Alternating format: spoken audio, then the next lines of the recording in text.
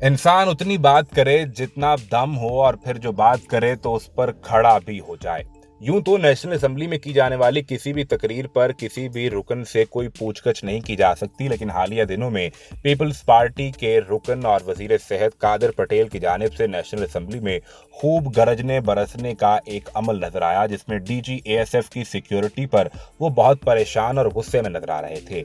उनका ये मुतालबा था कि हम जो एमएनएज और वजीर हैं, हम लोगों से गालियां खाते हैं तो इतनी सिक्योरिटी तो हमारी भी नहीं होती। अलबत्ता अब वो अपने इसी बयान पर एक फोन कॉल आने के नतीजे में दुम दबाकर भाग गए हैं।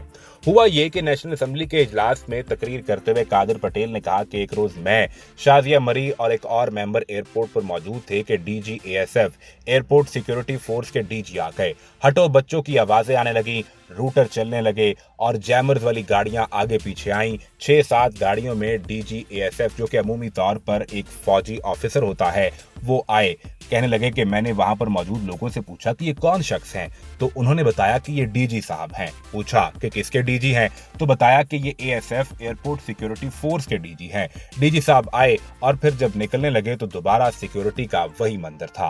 कादिर पटेल गरजते बरसते हुए कहने लगे कि मुझे तो खौफ पैदा हो गया कि कहीं मुझे यहाँ पर गोली ना मार दी जाए और ये ना कह दिया जाए कि मैं उन साहब के लिए खतरा था। कहा कि सबसे बुरे हम सियासतदान हैं जो गालियां भी खाते हैं। ये लोग 30-30, 40-40 लाख तनख्वाहें लेते हैं, हमारी तनख्वाह 1,60,000 रुपए है। हमारा वजीर मजहबी उमूर वहां इस्लामाबाद की सड़क पर अकेला मरा हुआ पड़ा था, किसी पुलिस वाले तक को नहीं पता था कि ये कौन है। अस्पताल जाकर अंदाजा हुआ कि ये तो वफाकी वजीर है, लेकिन इसके बावजूद हम लोग गालियां सुनते हैं। जिस पर इमरान रियाज खान ने तबसरा करते हुए कहा कि हीरो बनने के चक्कर में कादिर पटेल ने अब्बू के जूते में पांव डाल दिया था, अब उस वक्त से ये पॉलिश कर रहे हैं। ये वो शख्स है जो दूसरों को बुज़दिली के ताने दिया करता था। बेशक अल्लाह ही सबसे ज्यादा इज्जत वाला है। अब मामला यह है कि सोशल मीडिया पर कादिर पटेल की एक ऑडियो भी मुबैना तौर पर गर्दिश करती रही, जो इस वाक़े के बाद की है, और उसमें वो किसी से ये कहते हुए सुने जा सकते हैं कि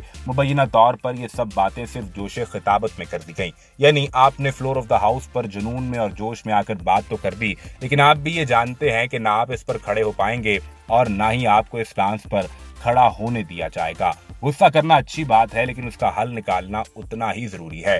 जज्बाती तकरीरें ही पाकिस्तान को आज तक यहाँ तक ले आई हैं और आइंदा भी ये पाकिस्तान के लिए नुकसानदेह करार दी जाएंगी, क्योंकि पीडीएम की हुकूमत में आप लोग जो सिर्फ हुकूमत करने के लिए मौजूद हैं, वो भी ऐसी ही हरकतें कर रहे हैं जिनका मकसद सिर्फ और सिर्फ अपने केसेस को खत्म करवाना है।